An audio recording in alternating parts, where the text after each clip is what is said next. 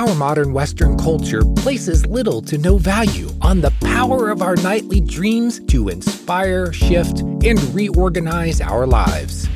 This podcast demands a deep reconsideration of the role dreams play on our path to a more vital and meaningful life.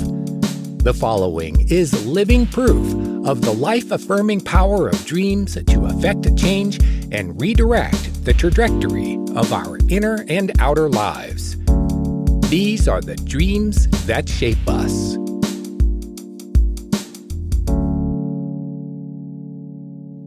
In dream work, we have a technical term that we like to use. We call it working you. Your dreams work you by making you look at what is the hardest about yourself to see and acknowledge. And dreams work you hard when you have wounds and sore spots.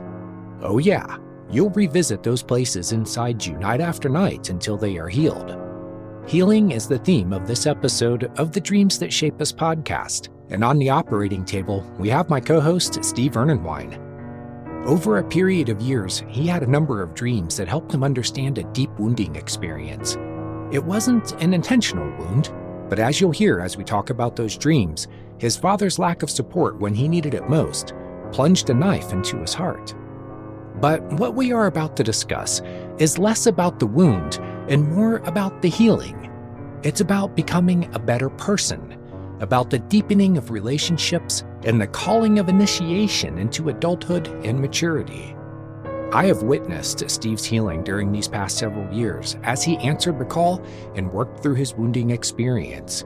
There is a strange sort of blessing that it bestowed on him, an idea expressed in the phrase, "You can't play the blues unless you've lived them." For Steve, living the blues not only shows in the music he creates, it's the person he is. His dreams worked him hard, and he worked them right back by extracting from them the medicine he needed to heal his heart and heal his relationship with his father.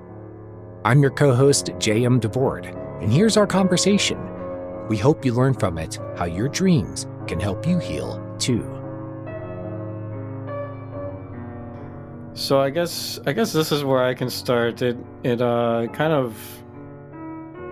began this very interesting dynamic over the course of many years, and for a long time I didn't even understand what this one dream meant. It always kind of stuck with me and it was really powerful, but it was at a time when I was pretty young and doing dream work, and I still didn't really have a real good handle on what my dreams meant, and at least in the capacity that I can figure them out now. But this kind of progression of dreams kind of showcases the dynamic within me of the father and what I would call the lover, or it would be like an aspect of the Anima, which is the feminine aspect in the psychic development.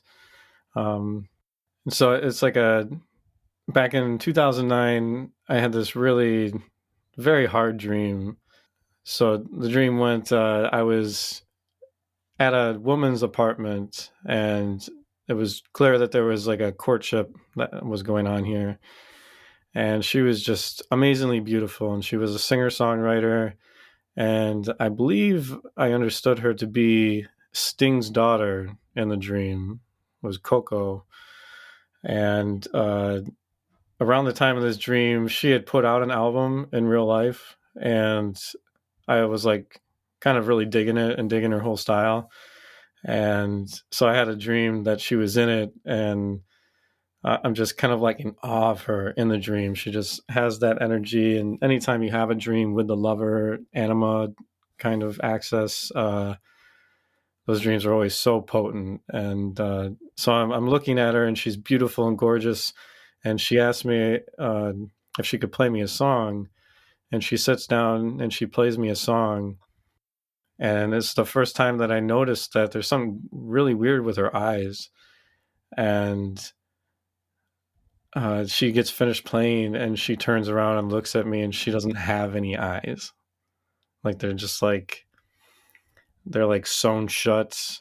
And it's almost like there aren't any eyes behind the eyelids. They're almost there was just something really weird about it. And so I kind of gave her praise and clapped and, said, wow, you're just amazingly beautiful. Like, I can't believe like you can write music like that. And she kind of slinks and is real shy and kind of self-conscious about it. And I just couldn't believe somebody that could make such beautiful music would be so self-conscious about it. And I asked her about her eyes. And as she began to tell me the story, it just draws me right into the scene that happened. It was like me having a firsthand look at her memory of it. And her family was on a vacation, and her dad pulls off on the side of the road, and they're in like this old station wagon. And he forces everybody out of the car. She's got like 2 siblings, the mother's there. And he picks up this nail gun and he starts shooting at them, and he kills the mom, and I think he kills the two siblings, and he shoots her straight in the eyes. And I mean, she obviously didn't die, but he nail gunned her in both of her eyes. And I, all of a sudden in the scene, just panicked completely and was just like, holy cow, that was way too intense, and I was not ready for that. Why didn't nobody prepare me for that? And then I got scared that he could see me, and because it felt like I was right there. And all of a sudden he turns and he looks right at me, and I'm like, oh crap. And I just started running, and I can just hear like nails just whizzing by me, and I ended up finding somewhere safe to be, and the dream ended. But wow, that was back in 2009, and super intense dream. And the way that I ended up looking at that afterwards, I came across it like probably like 6-7 years later, and was just like, oh my god, I know exactly what that dream means. And it was not clear to me at all for a long time. And I think right around that time when I revisited the dream, I had kind of just discovered like how much, when I was getting out of high school, I wanted to be a recording artist. I wanted to be, a musician. And my father had told me that he wanted me to have a backup plan, which is, sound advice. And so I decided to go to school for music recording. But the thing that he also said that I didn't realize really wormed its way into me at the time was that he said to be a musician is about 1,000,001 chance. And, before I even had a chance to even try, it felt like I was already defeated. And so in this dream, you see that this woman, she's beautiful, she makes incredible music. She has no idea how much she is worth. Like, she has no idea of her own worth. She has no idea about how beautiful her own music is, because she has no sight for it. She can't see her own worth. She has no idea how beautiful she is because her father shot her eyes out in a symbolic way. She can't see how beautiful she is. She can't see the value that she has to offer this world, that she has to offer me. Her eyes are nailed shut. So, and it's a wound delivered by the father. Yeah. So she so that's can't like my see. father wound. Yeah. It's like very.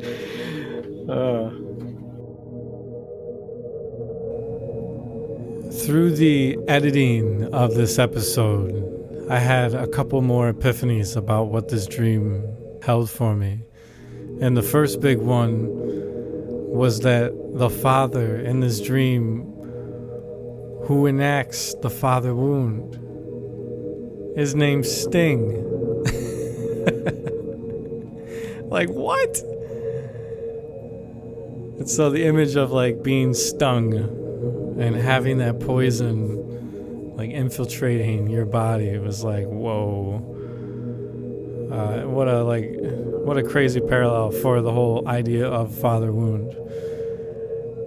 And then the second big one that just hit me this morning was that the name of Coco's band was I Blame Coco. And to make that connection just really sends chills through my body, because that's how this whole wound got internalized for me. Is that I blamed her, because if she was more beautiful or was better or had what it takes, then maybe, just maybe, my father could see that. And how tragic that is, that it got internalized as a sense of self-hate or deep shame, that I blamed her. I blamed Coco for not being worthy in the eyes of someone else, when that is always supposed to have been my duty to affirm within myself. which is talked about a lot in Jungian psychology, and a certain strain of it that developed from Jung is the idea that what Jung said, and he's quoted as saying, "From the wound comes the call," and that we have a wounding experience that's delivered usually by an authority figure, usually by a parent, and oftentimes by a father, because they're the ones that have to speak a truth as they know it. And what they don't know is that by speaking their truth as they know it, it causes this wound to their child, to the sensitivity and the creativity of the child. So you have this budding creativity and this desire to, to be a songwriter. And what your father, in his very practical way, says, have a backup plan, and doesn't realize that he's delivering a wound to you, to that creative side of yourself that closes the door just as it's trying to open. And Yeah.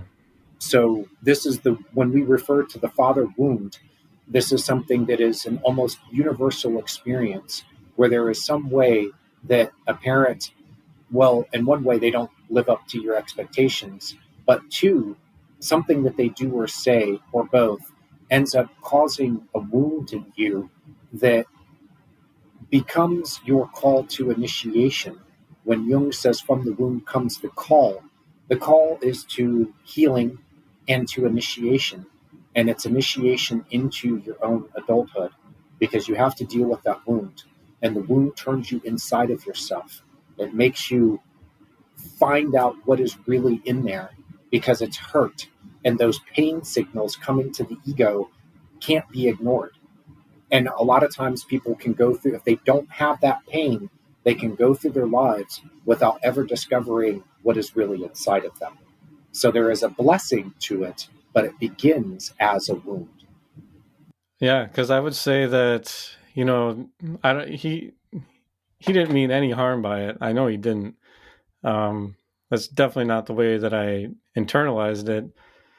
I mean, he thought he was giving me like you said, like the best advice he could give me. And I know he didn't want me to struggle.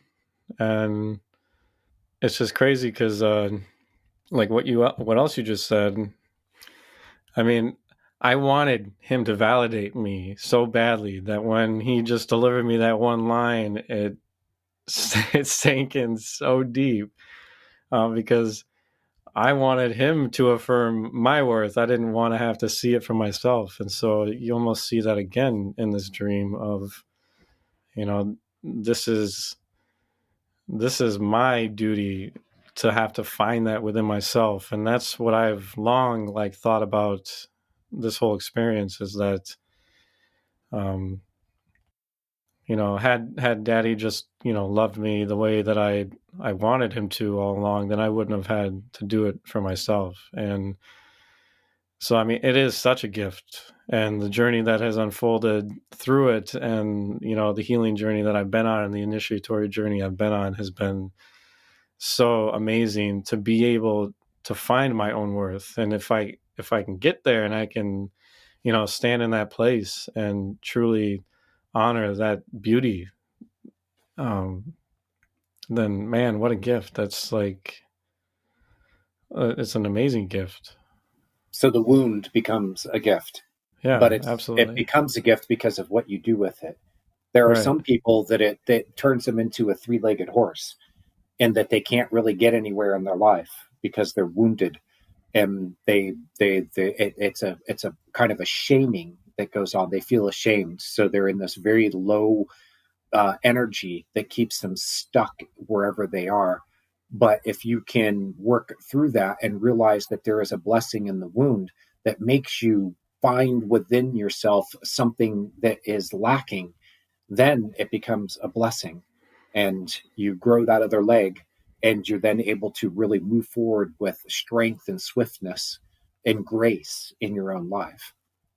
Yeah, because I mean, don't get me wrong. There was many years where that just felt so insufferable that like, Yeah. and I just held it against him. I don't even think he knows that. I know he probably has perceived a certain amount of distance between the two of us, but I don't.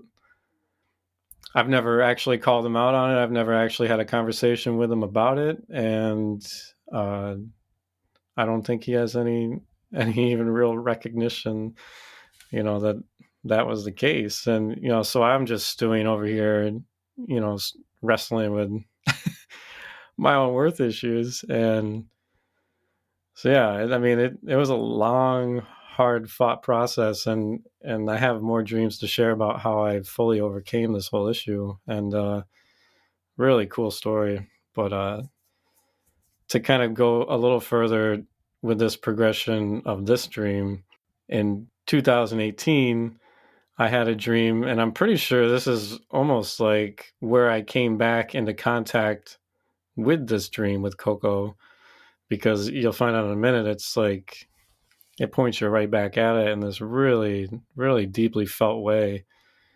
Um, and actually, no, I'm sorry, that was no March of 2019. Sorry.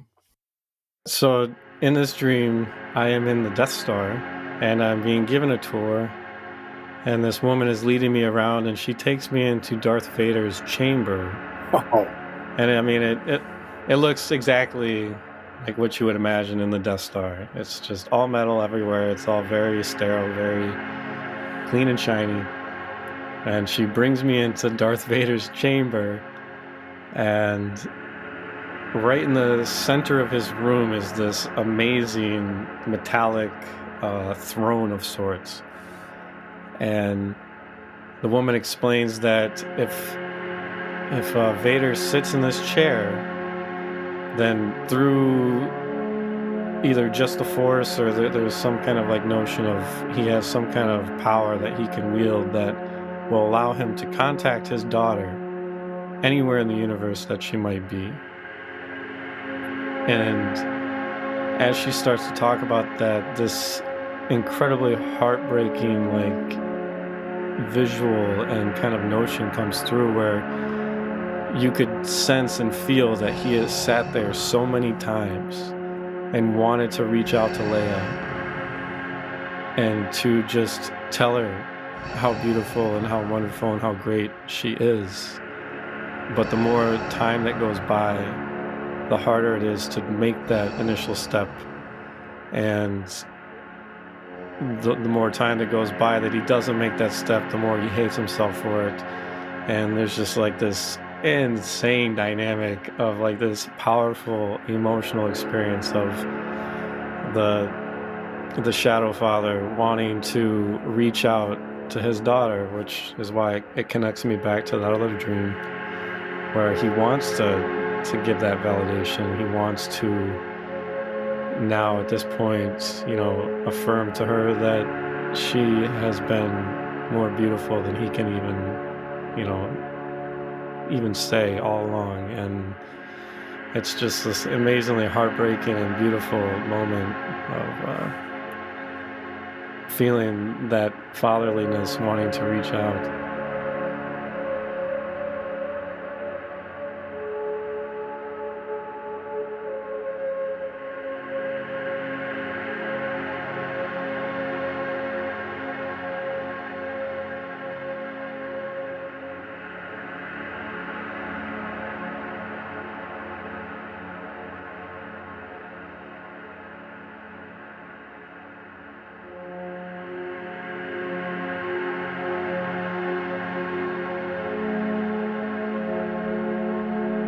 So yeah.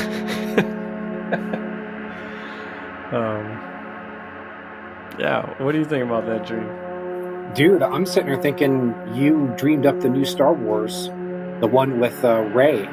Before, one of the plot lines is that she's connected with the antagonist character, who's kind of like Darth Vader's replacement. He's the son of Han Solo, and actually Han Solo and Leia, right? Mm-hmm. And that he can, these two have a connection across time and space. There's no limit to it, and they're actually able to see into each other's lives and through each other's eyes. So, I'm sitting there thinking, wow, you had a hell of a creative, you know, spark there. Um, but also, there is such a sadness to that scene. Yeah. I can see the connection to the previous dream because you're dealing with it's Sting's daughter in the 2009 dream, and then in the later dream it's Vader's daughter. So both of them being daughters of famous people. And then in this dream it's showing time has passed, right? So Vader's Yep. regrets over all that time has passed. Now for you, you've had all this time has passed, and you're still in that same space of feeling disconnected from the thing that you love, and that it's like the it's even though they're separate dreams, you can see how the one leads to the other, and that they're really a continuation of the same story, which I Yeah. think is fascinating. And I want to ask, how long was it? Now, I know in 2009 that you weren't into writing and creating music like you are now, that part of your evolution in working with these dreams, finding out what's at the heart of it, addressing the wounding that was at the heart of it, it eventually opened you up to a new relationship with yourself and your creativity. And I'm wondering how it fits into this time frame of when this new dream came to you. Yeah, I mean, I was definitely writing music in 2009, but I was definitely not bringing it out into the world. And I don't think I maybe had performed once or twice at that point, but it was nothing consistent and nothing that I felt very confident about. I was very much like her in the dream, very insecure, very guarded. Yeah. did not know did not know my own worth, and so yeah, that's a reflection for me in that dream as well. And it's such a nice reflection back to have me see the beauty inside of me in that dream and be like, how can you not see it? Like like almost like, come on, like look at this. And so yeah, I mean, looking at these two dreams, there's, both of them are shadow fathers. Both of them have daughters. There's that clear correlation that the daughter had been hurt and that there was a fatherly like remorse about it. Can we talk about the Death Star as sort of a psychological space for you? You're brought in on a tour of the Death Star, which as soon as you said that, I'm like, oh my god, that is off the hook. What an awesome theme! But you're being taken into a space in the dream, and oftentimes the settings or spaces that we're in are illustrations of a psychological space or sphere of influence. And so when you are in this place that's, you're talking about the, there's everything's made of steel, it's very sterile and it's very clean. Are you seeing a reflection of yourself in that space, or a part of yourself?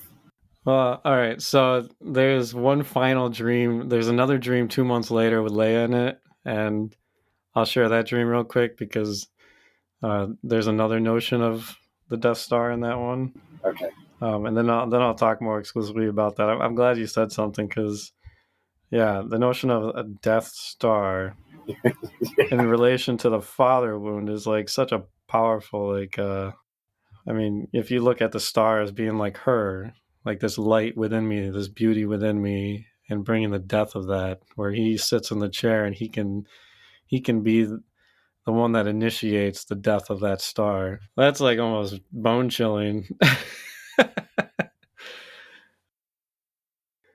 So this dream was just a little under 2 months later. And so with the advent of the Vader dream, of being given a tour of the Death Star, I took that as like it was like a need for me to really recognize myself. Like, that's 2019. I had come out of a huge 6-year chunk of like complete writer's block and almost losing sight of my music.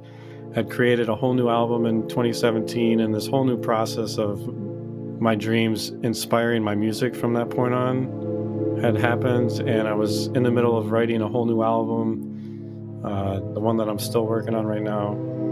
And it felt like the dreams were kind of proud of me, being like, all right, well, you're kind of like back in a good space, and it's time for you to like really look at the fact that you have overcome so much, and to really finally give yourself the validation that you've always been looking for from your father or from anybody in life, and to give it to yourself, and to like really be there for yourself and be a father for yourself, and to nurture that growth, and to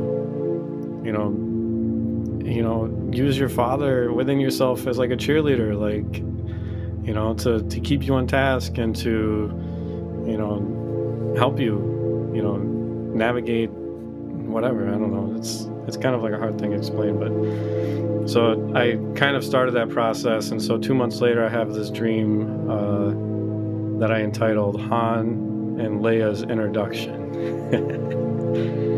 And so I'm in what feels like a broken down Death Star, and I'm kind of walking around, and at first I understand myself to be Luke, and there's a few things that happen that are kind of confusing and I don't remember very well at this point, but eventually I kind of force fly myself up through this big hole that's in the ceiling. If you did see the newer sequels with Rey, she goes back to the Death Star, and it looks very much like that scene where it's just completely just kind of broken and shattered and blown apart. And then I'm standing there, and Leia is standing in front of me, and she has a notebook and claims that I am not who I say I am, which was Han Solo.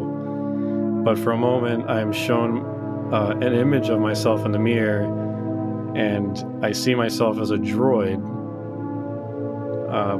But then, like, the image kind of, it kind of warbles, and then I was fully embodying Han again. And without looking at me and being somewhat annoyed, writing on her pad, she sharply says to me, "Your name probably says a lot about who you are, huh?" And when she says that, I taste the Solo part of Han Solo, and kind of acknowledging like the harsh truth of that I have been kind of solo without her. And I smile, kind of amused as I watched her, kind of admiring her spirit and her fire, and I say, "I love your sense of humor. It's not often you meet another human with such great sense of humor." And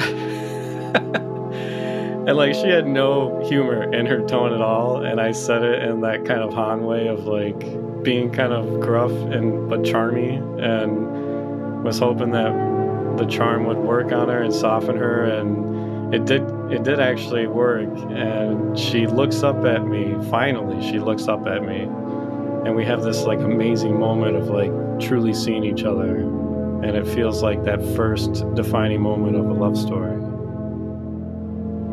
Yeah, and in the story, she doesn't really like Han, but she has this strange, he continues just being who he is, and he's not going to change for her just because she's a princess, and in fact, he likes to sort of deride or kind of yank her chain, "Oh, princess, I'm so sorry that we couldn't find better accommodations for you. Gee, let me rescue you from your prison cell, and your chariot awaits, So she's, what do you make of the landscape? There's the evolution of the Death Star. It started off as being this, fully functional place where you meet Darth Vader, and then sometime later, years later, you're dreaming about the Death Star, but now it's all run down.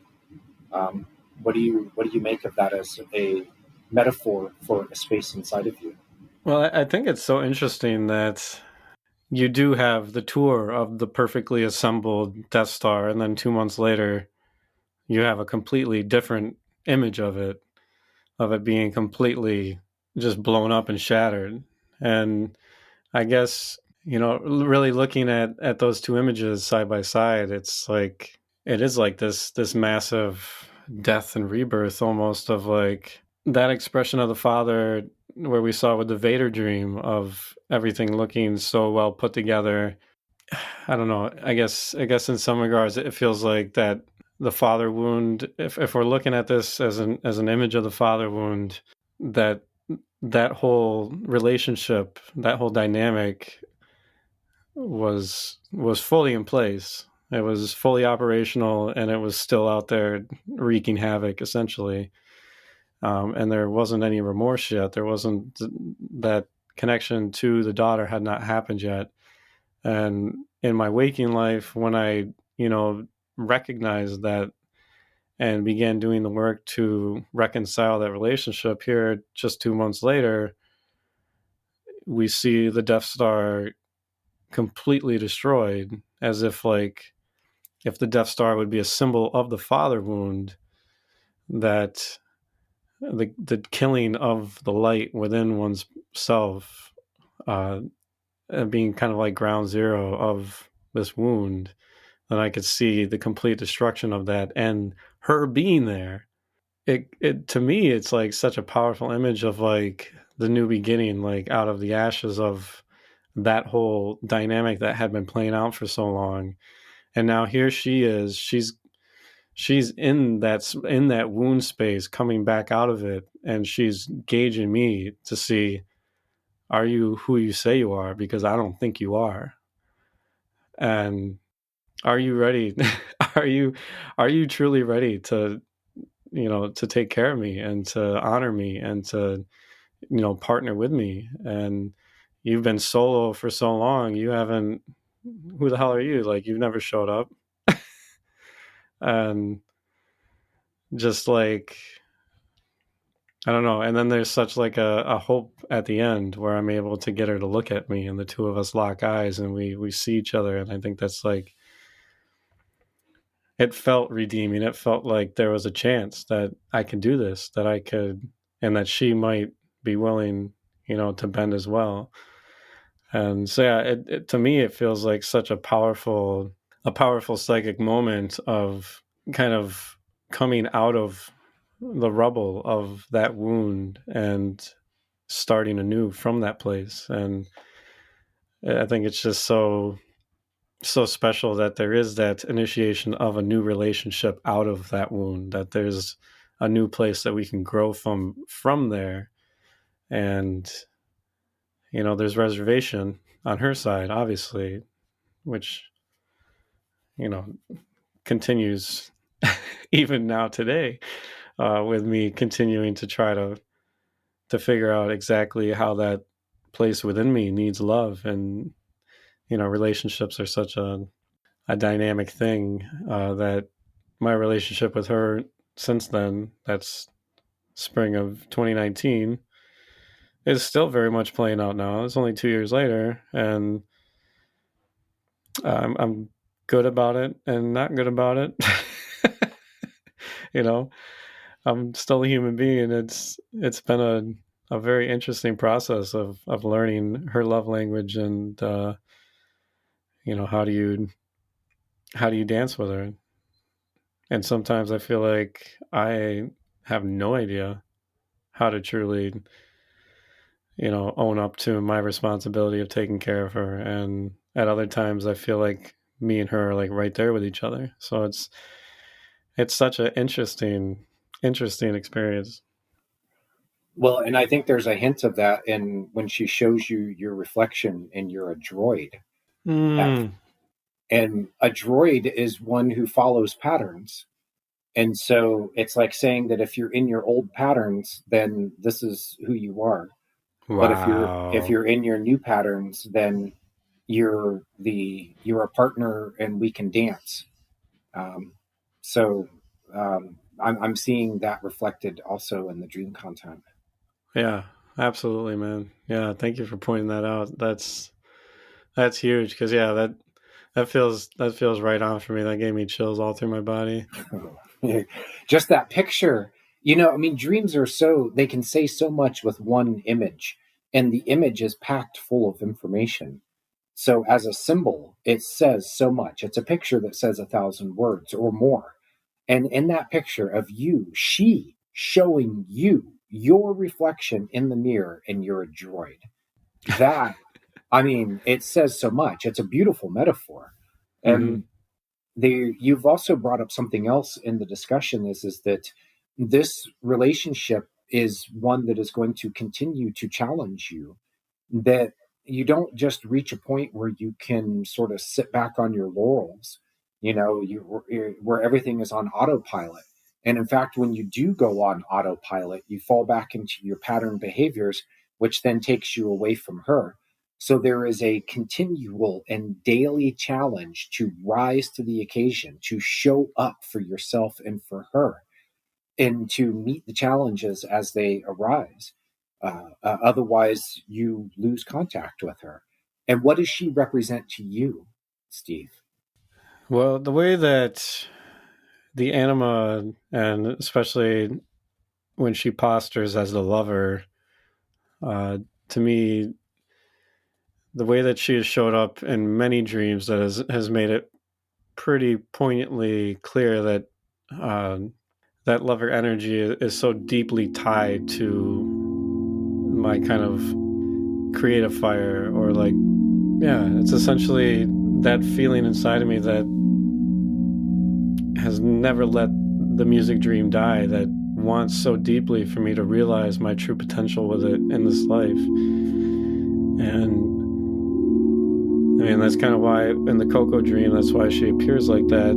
And many, many other dreams, it's very clear that the lyricist within me, the songwriter, they're almost like combined in an image.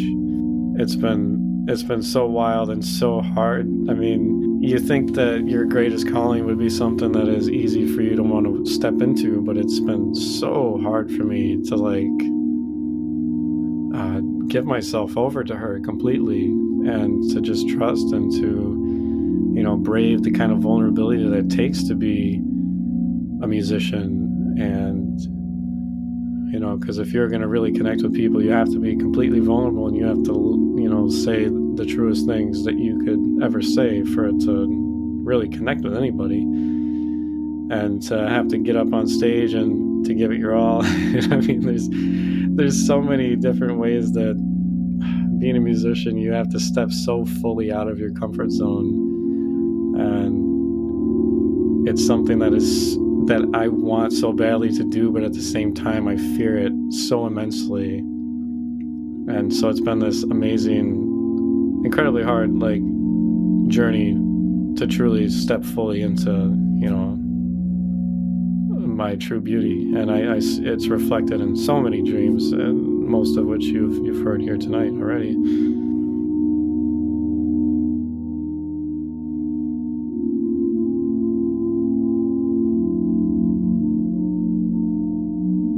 Well, let's widen the field of view here for our listeners.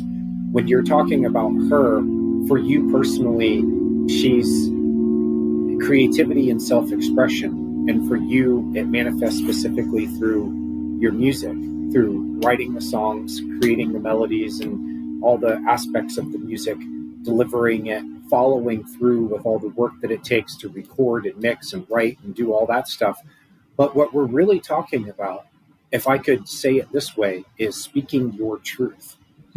And you have to stand up and, you know, lay it all out on the line for you to stand up and speak your truth. And when you do that, you are doing what she wants you to do. And it deepens your relationship because now you have earned her respect. I mean, she is not an easy woman to woo. And any man who has gone, into his Anima relationship will tell you, if he's trying to do it in a generative sort of way where he shows up for her and he wants to be the man that he can be, I would say the man she wants him to be, but what she wants him to be is a true man for himself. And what that means is showing up for himself and speaking his truth. Yeah. And then it can get into a wider idea of expressing who and what you really are, which then ties in with the idea of Carl Jung's individuation. He says that this is what we are meant to, this is a process that is built into everyone, but some people go about it more consciously than others, of unfolding into becoming and expressing everything that you are.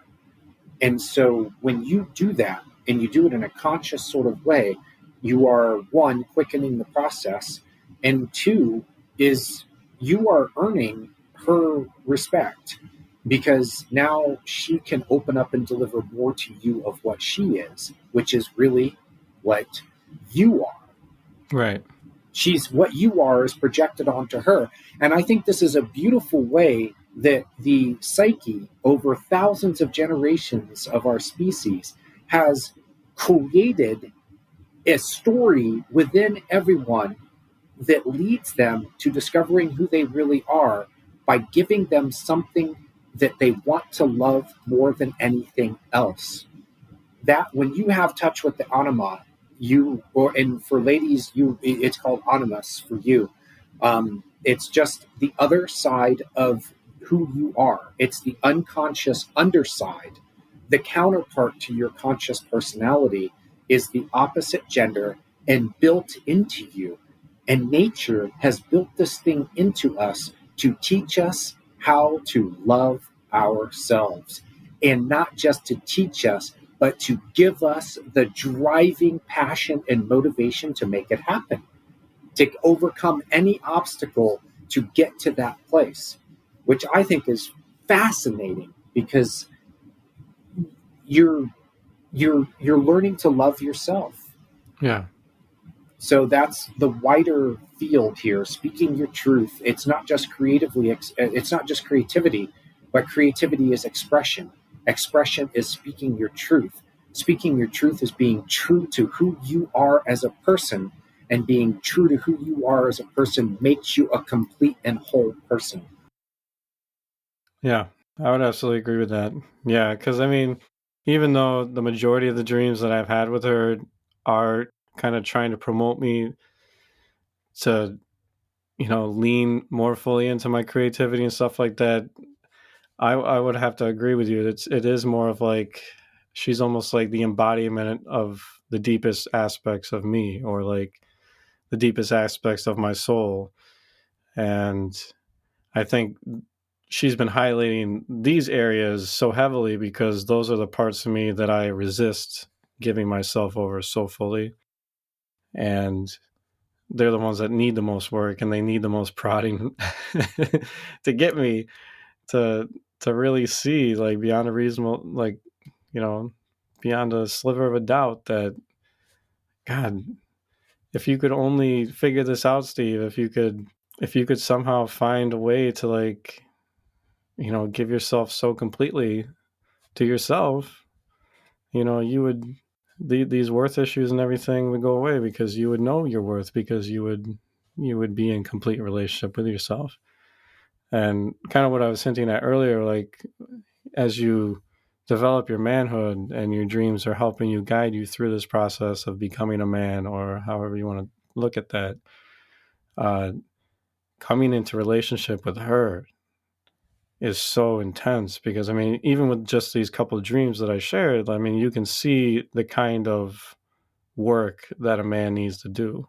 And especially with my initial meeting with her in the ruins of the Death Star, like Jason said, like, she's not an easy lover. She's not just going to be, oh, yeah, you're here finally, and just jump in my arms and everything's all good and gravy after that. Like, no, there's a lot of work to be done to prove yourself worthy to her.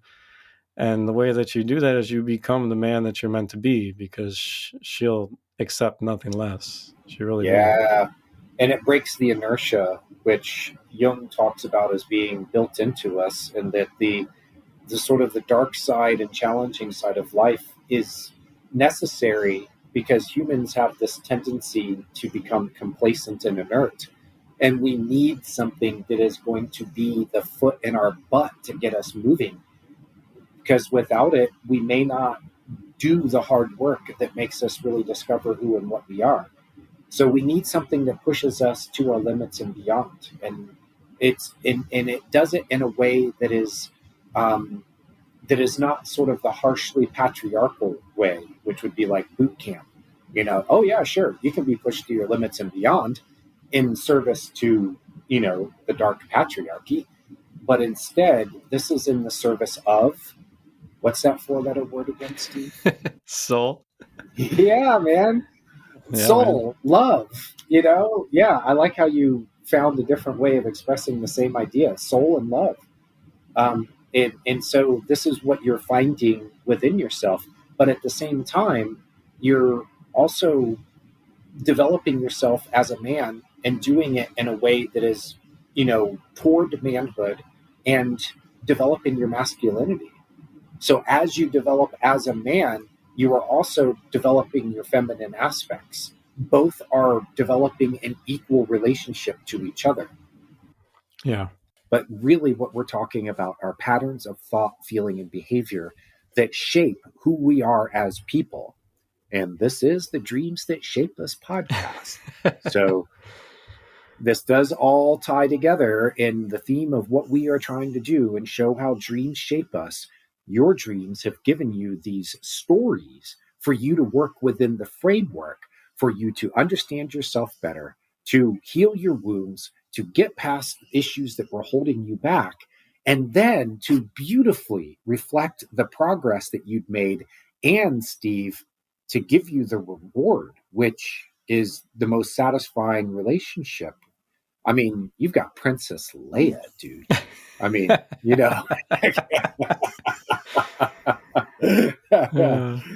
which, I mean, she's yeah, I mean, that's a good catch there.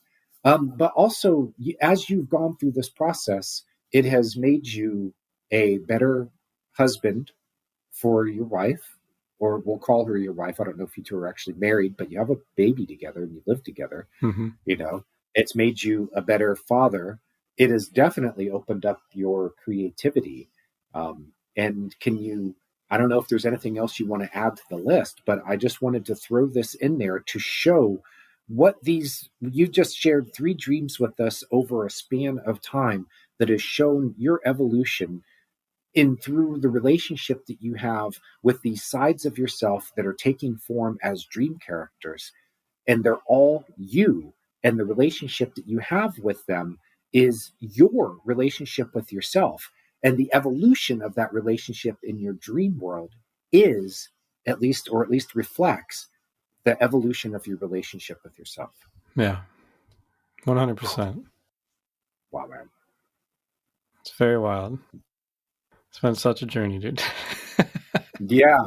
And that's just, and that's just 3 dreams. I mean, and that's over 10 years. And then there's so many other dreams and so many other different paths that different aspects of myself have sought the same kind of resolution. And it's just a wild ride, man, when you really dive into this kind of work and you allow the images to speak to you and to try to relate to them and try to, follow, overall dream life, and to follow the patterns and to see how your dreams, help you to get to that point of resolution, because it's such a wild and beautiful mythic ride that really, deepens your whole experience of who you are as a human being and gives you these amazing stories. Like the whole notion of Vader and Leia. I mean, I'm such a Star Wars nerd, and to have part of my internal mythic story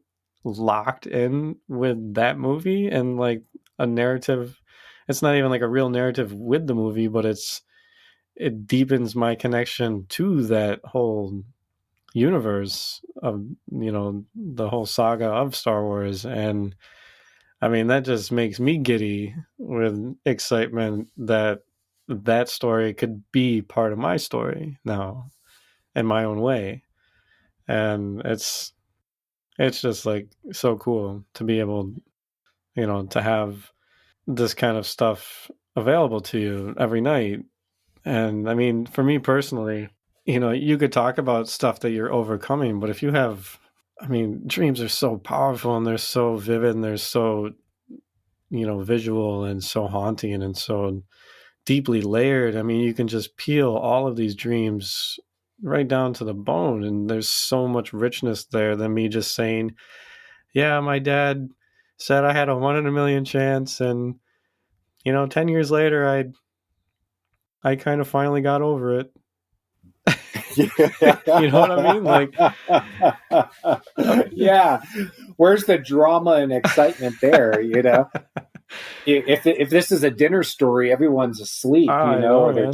they're chugging down their wine because boy, this is getting But boring. man, we got But nail instead, guns and yeah, people shooting out eyes, and we got Death Stars, and we got super intense father longings for their daughters, and uh, just the beginnings of love stories. And it's just like, oh my God, there's just so much like beauty and richness and like excitement and drama. high And drama, yeah, yes, and a narrative framework for you to better understand yourself and your life. yeah, And I will add real quick, I know this about George Lucas.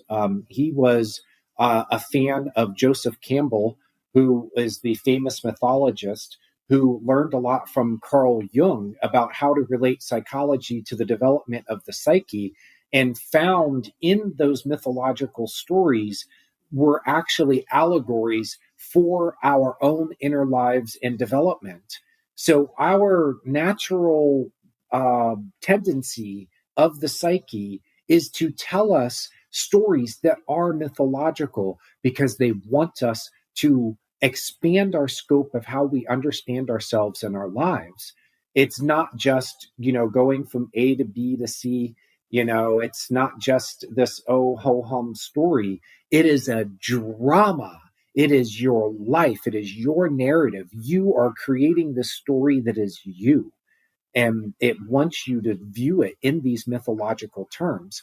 And then George Lucas gave us the story in Star Wars based on his understanding of myth and Campbell and Jung. And he actually wove a modern myth for our time. He took what used to be the stories of like Camelot and, you know, the ancient mythological tales. He took it and he modernized it. He basically took Camelot and put it in space, you know. But it gave us a modern framework for understanding ourselves, and it's very forward looking in a way. Your dreams, as they were coming to you, were reflecting developments that were happening in your psyche that were largely outside of your awareness. You know, like when you had that final dream with Leia, you may not have realized that you had arrived at this place in your life where a lot of these, you know, the wound was healing, these issues were coming to rest, you were being presented with a new set of challenges. But the dream is forward looking because it's almost like laying out before you what your next challenge is and yeah, pointing you to where your direction is going. And I think this is very important as we learn to interpret and analyze dreams. I actually like using the word explore more than interpret and analyze these days because we're exploring our dreams and what they're offering us, but that they're often looking forward instead of backward. A lot of dream interpretation in the classic Freudian psychoanalytic sense looks back at what's happened in your life. And oftentimes you can find source material there. But when the dream puts it together into a story, there is going to be something about it that is forward looking because it's telling you what is developing down in your psyche and coming up within you into becoming a conscious part of yourself, or at least presenting itself to you because it has the potential to become conscious. And this is where Carl Jung's psychology took what Freud started and then added to it to say, the dreams are more than just replaying our memories. They're more than just processing our emotions.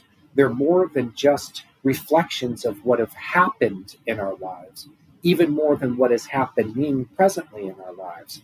It is reflecting and showing us what is coming up in our lives. And in that sense, talk about something that can shape you. Yeah. Because if you have that clue from your dreams, I often don't, like you with those dreams, I often don't really understand mine when I wake up and I journal them and I sit back and I go, well, I've been interpreting dreams for almost 30 years now. I've written 3 books. I've got 2 more coming on the subject. And I have no frickin' idea what this dream means. Like that 2009 dream. I mean, how many years did it take before you really understood it? But it was because you had, as time progressed and you evolved and went down the path of living your life and evolving as a person, you were able to then look back at that dream and go, oh yeah, I get it now. Yeah. It's kind of obvious. But from the viewpoint of being fresh right after you've had the dream, you often don't know what it means. But if you know that it's something that is forward looking in your life, then you can use that to help you to take those day-to-day steps in your life, because you know that there's this place that you're wanting to get to. And in a way, the map has already been made deep down in the unconscious mind where your dreams are being created. It already knows what the destination is. And then day by day, it's going to help you to take those steps. So this is why I tell people that journaling their dreams is the most important first step to doing this work, not just for understanding their dreams, but for understanding where they're going in their lives. And that they don't have to understand it all at the time. Just put in the work and the time to journal the dreams and do some reflection on them. Because you can get these little hints and clues, and then things happen in the future and you go, oh, that's what that dream meant. Okay, Yeah. cool. But if you have a sense of it, just engaging with the dream content helps to deepen your connection with it and the part of yourself that creates it, so that you'll kind of get these intuitions and hunches about things that kind of seem to come out of nowhere. But really, like, you've already laid the foundation for getting to it, because you've paid attention to your dreams and you now have a closer connection with them, so that this information can flow to you consciously in a less hindered and more free sort of way. Yeah, absolutely. And I mean, like, looking at the Han and Leia dream, like, I knew it was powerful and I knew it connected to the previous Death Star dream, but I didn't really fully understand exactly the true gravity of what that dream meant. And like you said, with the forward looking aspect of it, I wouldn't have known how big of a deal my relationship starting with her on that day really was going to be for me going forward. And like, looking back 2 years now at the what has happened since that dream, it's crystal clear, because that's absolutely what has happened, and it's the path that I've been on. Has been, and while he was talking, I had this huge ping that my relationship with her moving forward from that dream is the medicine that is going to heal the father wound within me. Like, that's like the transcendent gift of the dream, that if I can cultivate this relationship with her going forward, and I can truly see her and I can truly honor her, that is the medicine, that is the relationship that is going to heal this wound, because it's going to be me finally honoring and knowing my own worth. And that's so intensely and incredibly beautiful.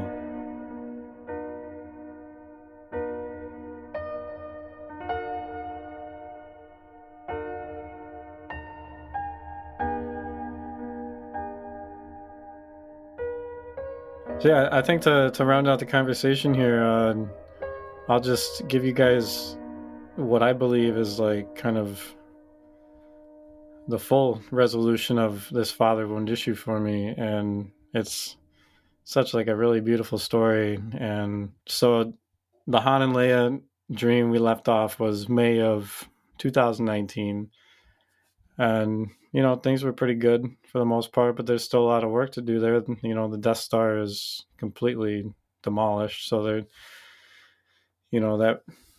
the destruction of that wound and that whole dynamic, leaves a good deal of healing yet to be done. And so then come, about 6 months later, my folks came out to visit me for Christmas, and we had a really great time, and I played a few songs on the piano for my father, and he was kind of distant, not really paying too much attention.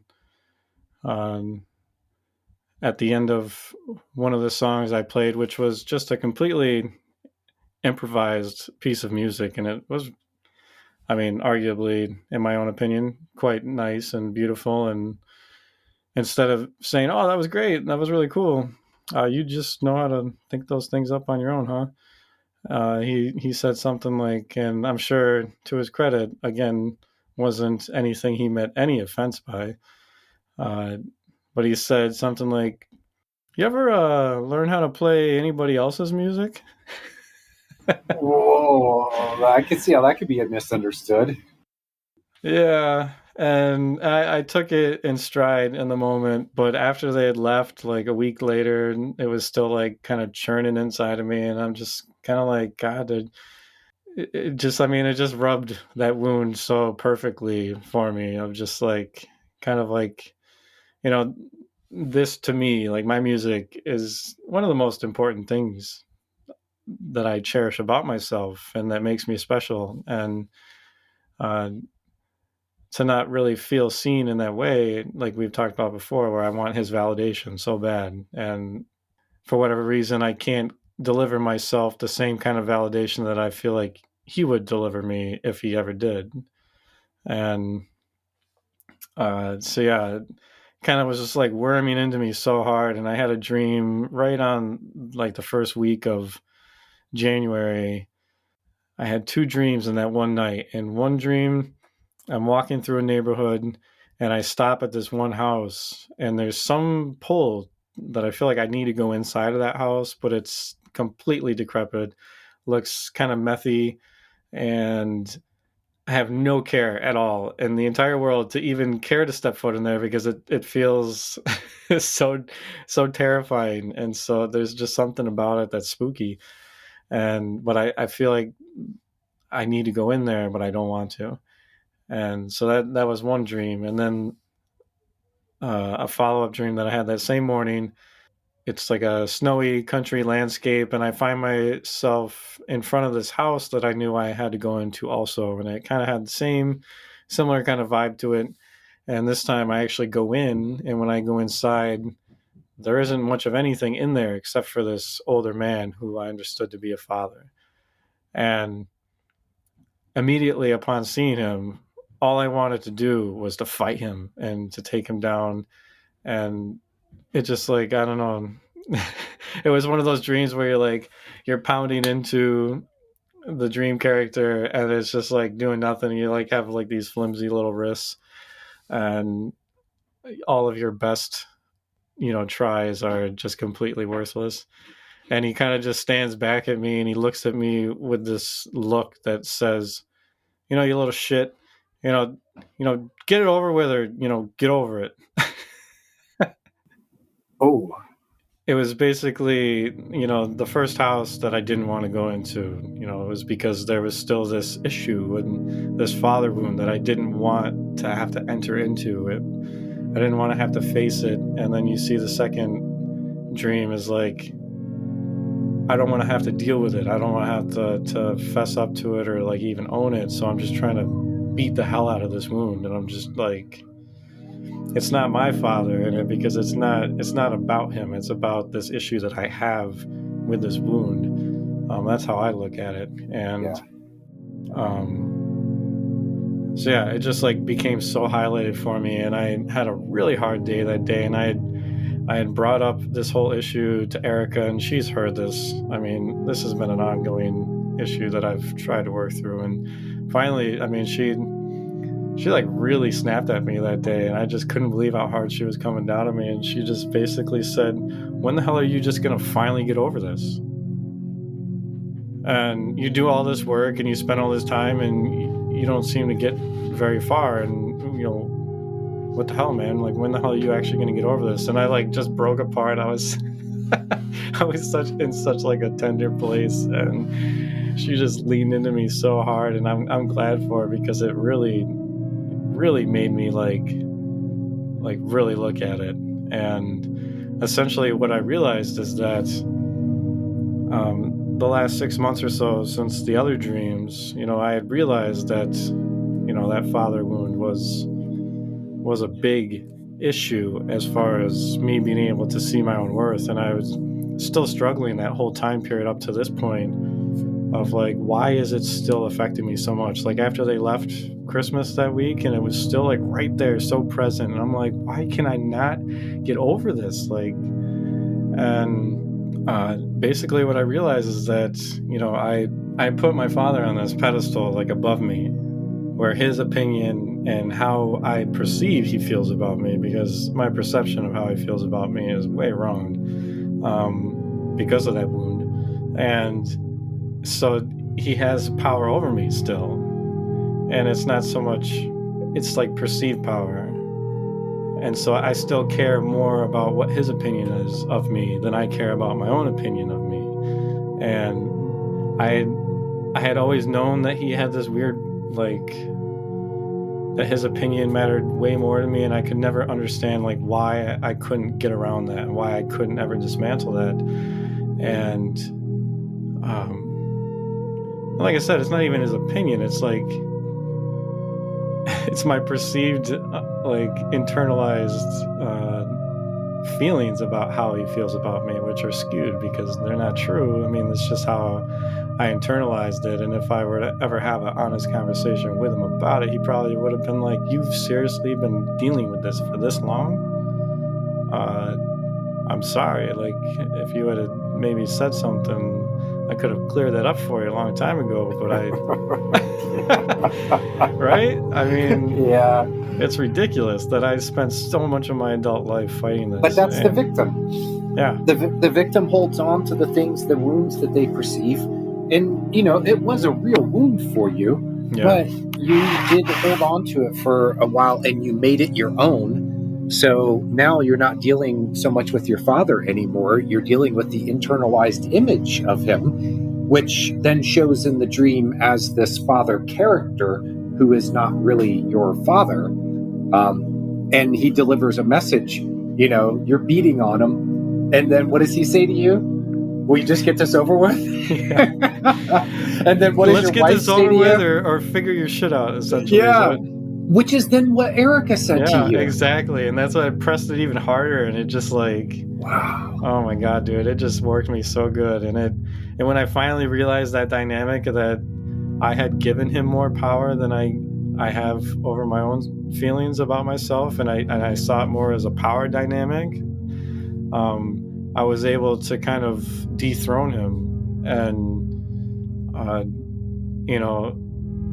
reclaim way more of my own sovereignty over myself. And it was such a shift. Like, it felt like going from a slouch position to like standing straight up. It was like so crazy, like how that shift really allowed me to show up in my life, and even in my relationship with Erica, in a greater capacity, where that wound was so suffocating, and it unconsciously kept me out of my power. It kept me kind of disjointed, and so to have removed that part of it was just like such a huge piece to me, like truly stepping into my own ability to father myself, to step more fully into the king power coming more fully online, and to be able to, be that man for the Anima. And it was like such a huge, like crazy experience. And the coolest thing is that 2 days later, I had another Star Wars themed dream where I was like in a prison yard on a Imperial like ship of some sort, and it was understood that the rebels were about to come in and they were going to hijack the computer system on this ship, and it was going to point all their blasters at the ship and was going to completely destroy it. And so it was like, in my eyes, looking at that and seeing this whole progression we're talking about here, it was like, this was me destroying that hold that this wound still had on me, that this battle cruiser that still was wreaking havoc in my inner Star Wars universe. And then I was prisoner to, like, I'm still prisoner to this wound that, you know, it's not a Death Star now, but it's still this little cruiser that's, you know, still going about the same old ways that old wound was, or the Death Star wound was, you know, perusing about my inner galaxy. And so it is a step down from what it was, but it's still, you know, wreaking havoc, and I'm still prisoner to it. So that was like, you know, such a great dream to have. That was like, yes, the rebellion is on. Like we're breaking this old bond and this old prisonery that has kept me in bondage for so long. And that was just like such a powerful image. And once again, going back to the Android theme, it's the computer systems that are being used to destroy the ship. Yeah. So it's going back to programming.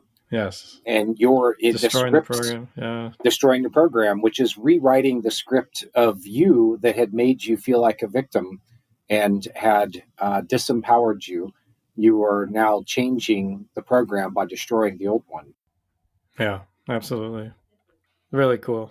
And then the final part of the story is that 6 months later, I had gone down there with Luca and Erica, and we'd spent 4th of July weekend with them. And I felt like, now that I felt on top of this issue more, I wanted to, you know, have a really meaningful weekend with my father. And so the two of us like branched off, and we did things by ourselves a couple times. And I had this really kind of special experience happen a couple months before I went down there, where I was at work and I jumped in the Bobcat at work, and it was on a classic rock station, which he used to listen to all the time when I was a kid. And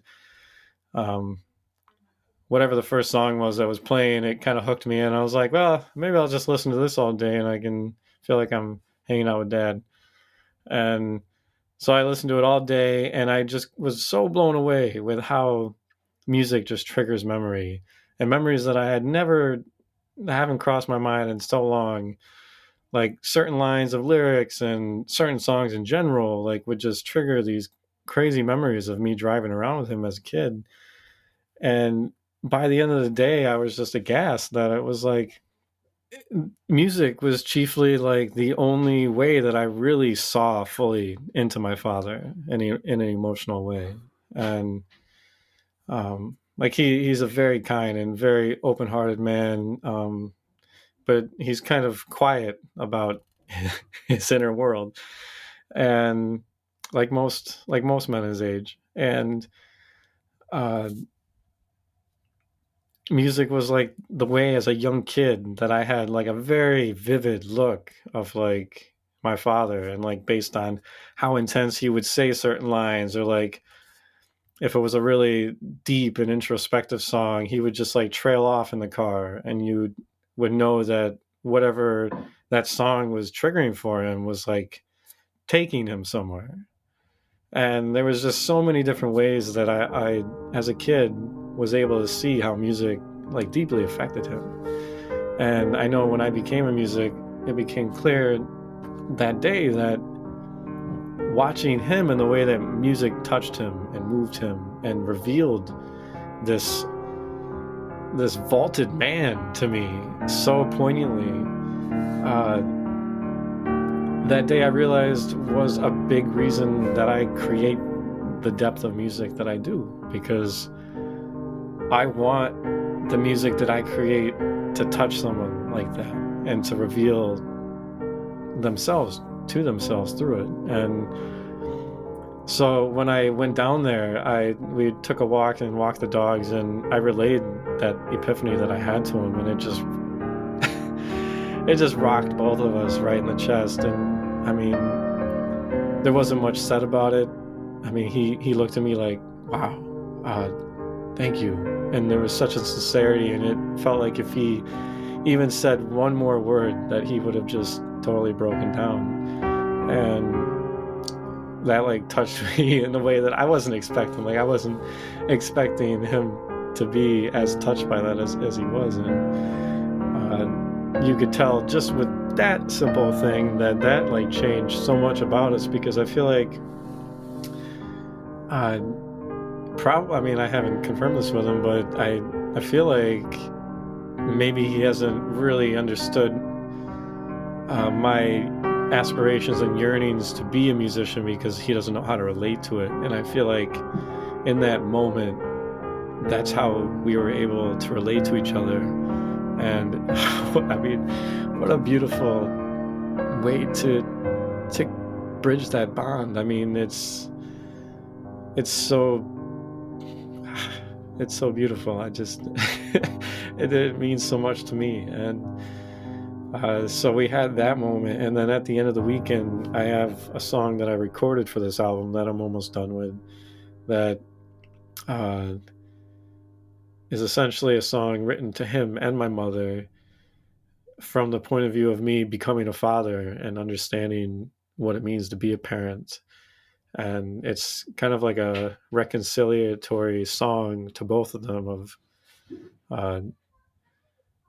pretty much telling them like, wow, you guys, I can't believe the job you did, and I can't believe, you know, how intense parenthood is, and I can't believe how oblivious to the struggles and the beauty that you guys like hold in your heart being parents. And like the opening lines to the song says, first time I really understood my father was the first time I held my son, because it wasn't until he came around that my life really begun.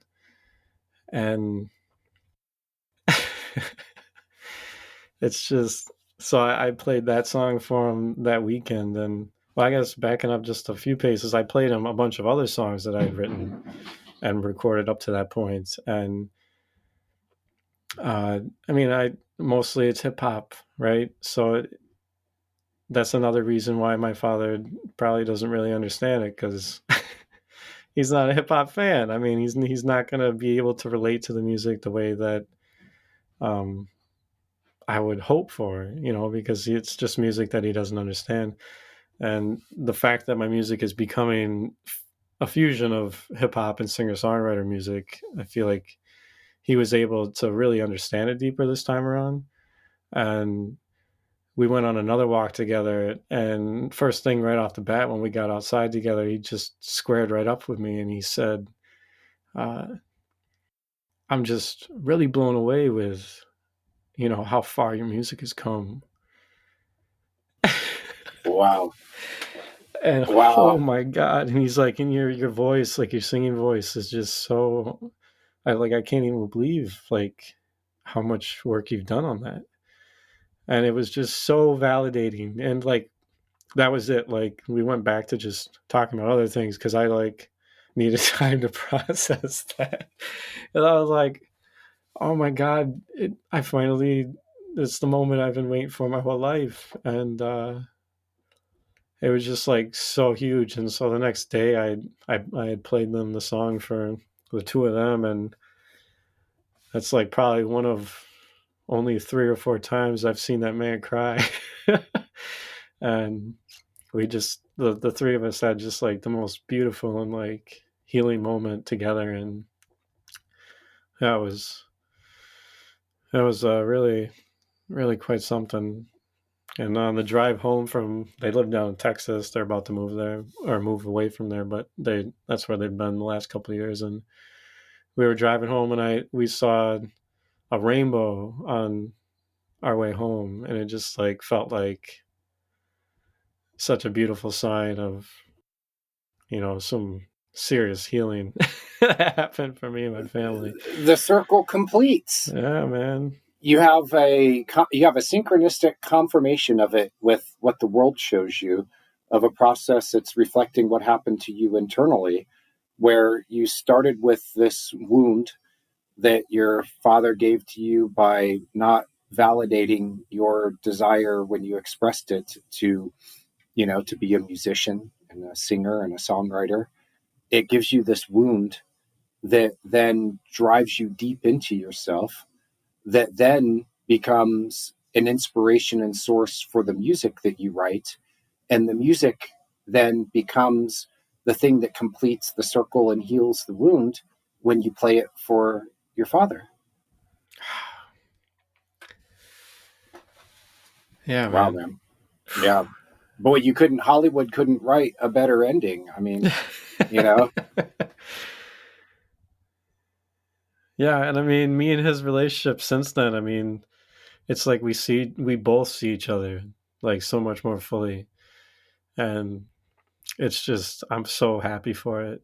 It's like better than I could even hope for.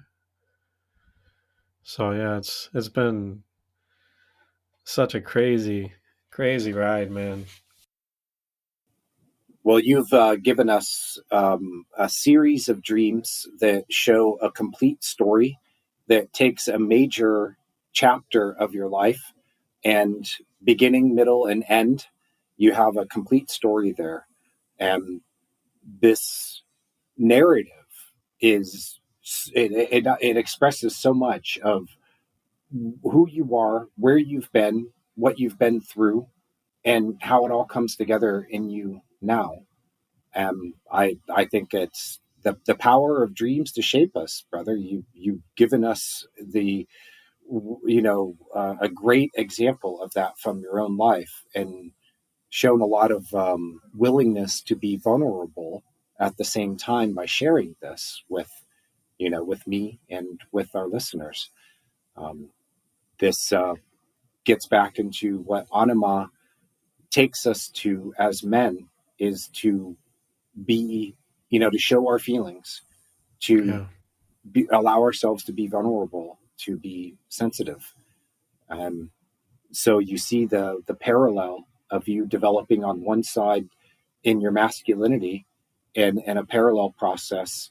There's also the Anima and her femininity that's also you and developing in you. Yeah, So man. I think that's awesome, man. Thank you. I appreciate all that. It's awesome. Yeah. It's been, and I don't know, man.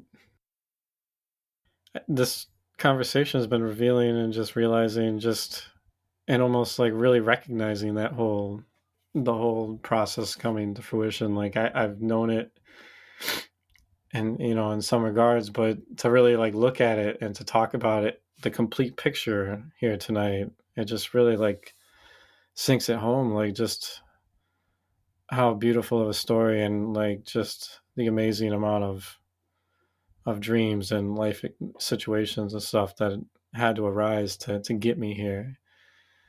And I know these dreams in the back of my head, but to lay them all out sequentially like this, and to like really see the pivotal dreams that really help steer this whole process to where it needed to go, is just, it's so incredibly beautiful and so powerful. And I hope that other people listening to this are like, oh my God, like you really can find resolution like that with issues, like through dreams and through just life in general. Because I know a lot of people that think healing doesn't happen, like it just.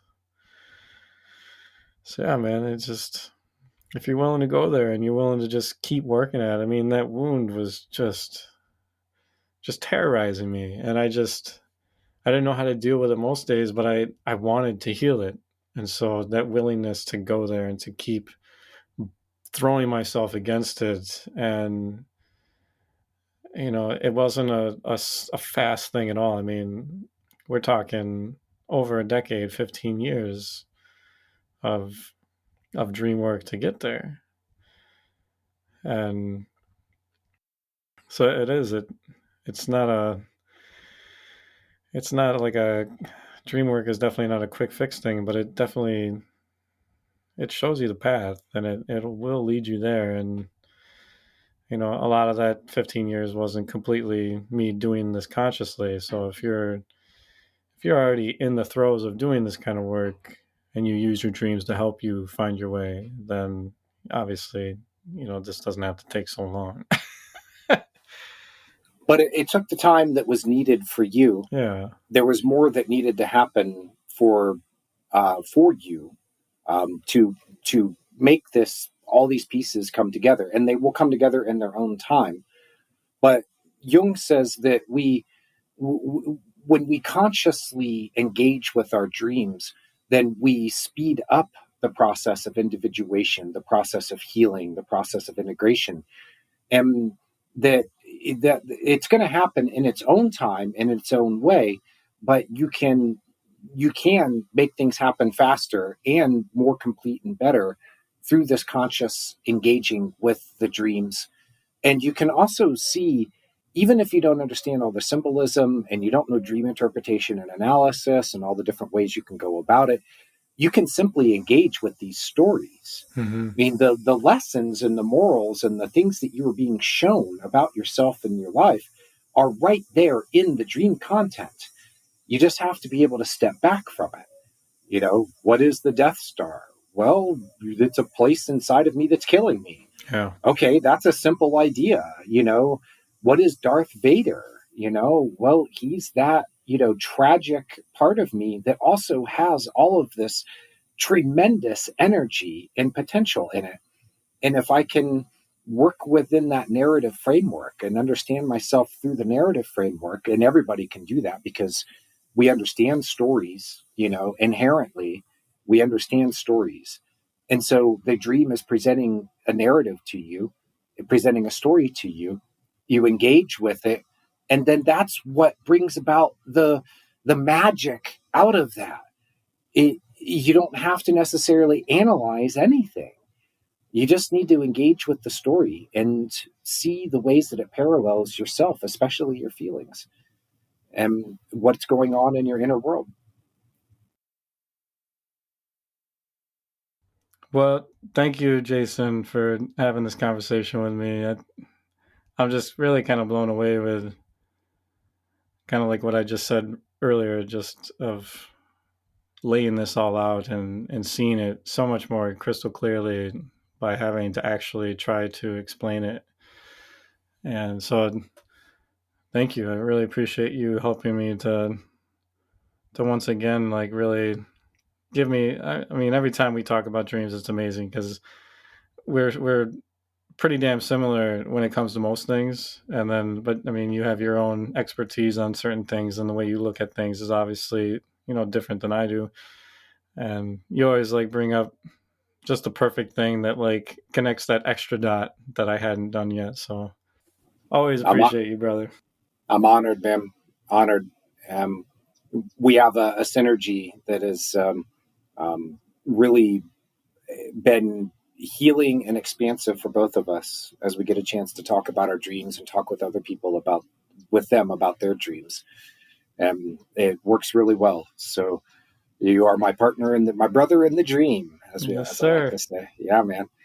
And I hope that this example, that your sharing of your dream life will inspire our listeners to journal their dreams and to look for the patterns that emerge from them, to look for the narrative arcs, that you're not just looking at one dream, you're looking at dreams that relate to each other and how that story evolves. And when you think of them as one dream and analyze it as one big story, then the big picture emerges from it. And that's when you can really have those aha moments when you go, okay, now I get it. I understand. So this will show once again how dreams can shape us, and the incredible benefits that you can get from engaging with your dream life. Yeah, man. In part 2, we get to dive into a few of Jason's dreams and pick them apart. So I'm looking forward to having that conversation with you. Yeah, the dream I had about being the caretaker or guardian for a Japanese prince, even gave him a name, And that was a really potent dream, and I'm looking forward to delving into that with you. I think there may be things that you'll be able to see in that dream that will help me to understand it better, or to view it through your eyes. And so looking forward to delving into that. So thank you for taking the dive first, man. For and so yeah, man. Next episode we'll dive in the mind, and we'll continue the what we can gain from understanding our dreams and seeing how they shape us. Awesome. Yes. Cue outro music. Yeah.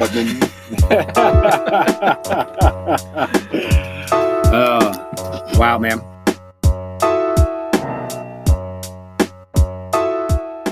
Well, that concludes this episode of the Dreams That Shape Us podcast. Thank you so much for being here, for listening, for supporting us, and for being a part of our journey. Thank you so much. And instead of going through the familiar routine of our closing credits, I wanted to play for you the song that I played from my father and my mother.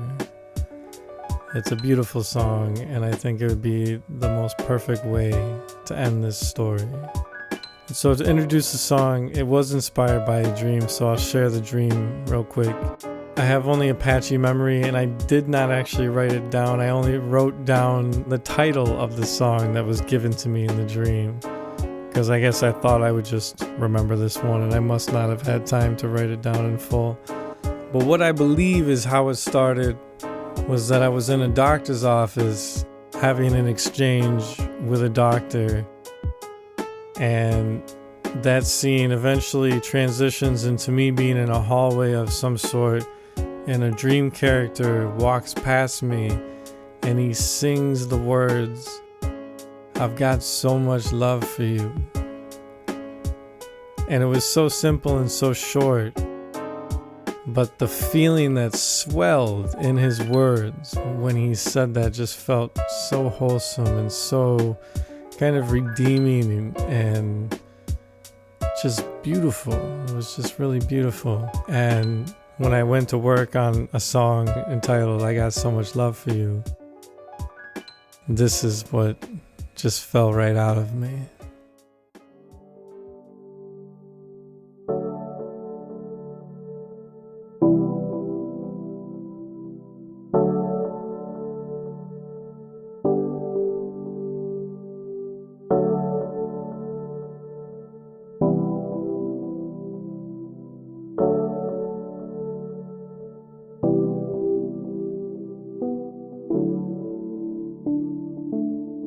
Hey, Dad. First time I really understood my father was the first time I held my son. 'Cause it wasn't until he came around that my life really begun. And I know that's exactly how my pops felt. A moment so holy just gotta make the heart melt. But suddenly I realized, yo, there's this whole depth to his love I've never known. For a man, love so grand can be hard to show. And until you hold your own son in your hands, you could never understand how far it could go. But if I would've knew what I know now, maybe we would've had less showdowns. Maybe I would've slowed down and showed how grateful I am for how you'd always go out of your way just to put a smile on her face or food on the plate. And I am amazed at all of the sacrifices that you made just so our dreams could be chased. So I can say this enough. For you I got so much love. For you I got so much love. For you I got so much love. And I'm sorry for my part in what distance exists between you and I. But father to father, I'm so glad that you were mine. 'Cause I've got so much love for you. I love you, Dad. And I'm so thankful for all that you do.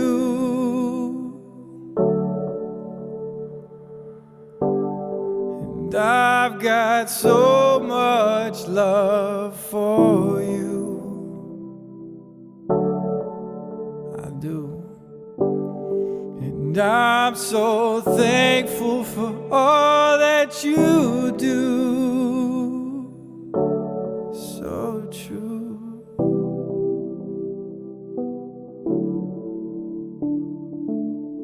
Hi, Mama. First time I really understood my mother in the internal war that wages has been watching my own lover as a mother and all the battles she faces. How women do what I will never know, giving birth to a soul that the body just knows how to grow, then having to separate from it and let it become its own. A tug of war between wanting to pull them close and having to learn to let them go. It's gotta be the hardest task that this life could ask, cause I feel that, but a mother's bond's deeper than a dad. So I can see how your whole sense of worth gets so tangled up in the kids that you birthed, that eventually and suddenly it can begin to feel kinda like a gift and a curse, cause it's such high expectations and such little praise for the attempts that you're making. So if it's never been known, your heart has always felt like home, and I mean that.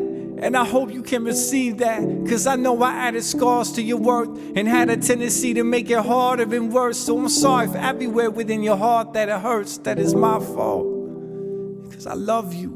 You gave me life. Now I can clearly see your sacrifice. And in my heart, my love, it sounds like, 'cause I've got so much love for you. I love you, Mom. I love you. And I'm so thankful for all that you do. And I've got so much love for you.